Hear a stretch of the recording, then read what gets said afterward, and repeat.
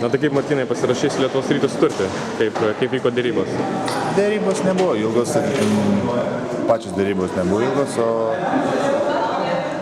nuo to laiko, kai sužinau, kad esu laisvas, kai Olimpiakas mane paleido, tai sulaukiu kelių kitų klubų pasiūlymų.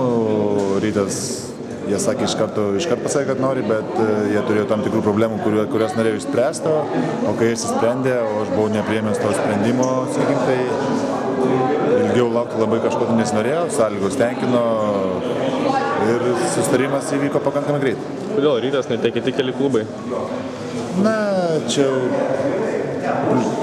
2 metų kontraktas, sakykime, tokių kontraktų realiai nebuvo, buvo visur realiai metam arba 1+1.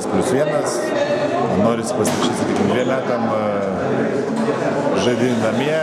Tiesiog taip susiklostė situacija, kad pliusų buvo daugiau likti čia ir priėmė tokį sprendimą. Nepaslapys, kad tavo pozicija rungtyniausiai būtis. Ar buvo kalbėta apie tavo vaidmenį, galbūt tau teks žaisti žaidėjų? Aš manau, kad jeigu klubas perka, sakykime, mūsų abudu vieną poziciją, Rytas neturi ten, sakykime, tiek daug pinigų, kad sakykime, sudėkti viską į vieną poziciją. Aš manau, kad jie tai numatė ir nemanau, kad mums bus problemų tavęs nežaidžiant kartu ar kažkaip viens kitą keisti. Plius ilgas sezonas, daug varžybų ir manau, kad dėl to problemų nekils. Ar jau kažkas spėjo kalbėti su Ronaldu, gal kažką jau pasakotų Tai aš Ronaldu ir apie tai, aš jau klausiu prieš pasiryžimas, klausiu kokią situaciją, ar jis lieka, ar apie trenerį, apie klubą, kalbėjau su kitais žaidėjais, kalbėjau su klubo vadovybė, taip kad viskas buvo išsiaiškinta ir tik tai pasirašiau sutartį ir tiek. Su treneriu pačiu dar neteko? Su treneriu pačiu neteko, tiek girdėjau, problemų nebus, tai kad tokia situacija susiklostė ir taip atsitiko. Martynai, ar Kurtinaitis nekvietė pas save? Ne, nebuvo, tokių pasiūlymų nebuvo.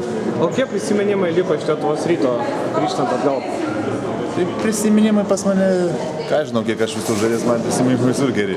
Nežinau, tiek ir pergalių, ir gerų atmosferų buvo, ir gerų trenerių, aišku, buvo ir sunkių epizodų, bet Ryte praleidau ten 4,5 metų, taip kad buvo ir šilta, ir šalta, bet prisimenu vis tiek, aš toks kaip optimistas, tai stengiuosi atsiminti tai, kas buvo gero, o kas blogo, tai pamiršau.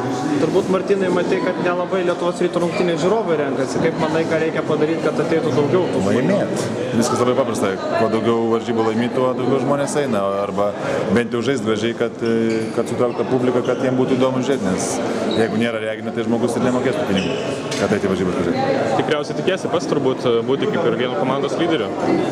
Tai aš manau, kad ir klubas, sakykime, rašo su manim tam sutartį ir manau, kad ir jiem naudinga, ir man naudinga.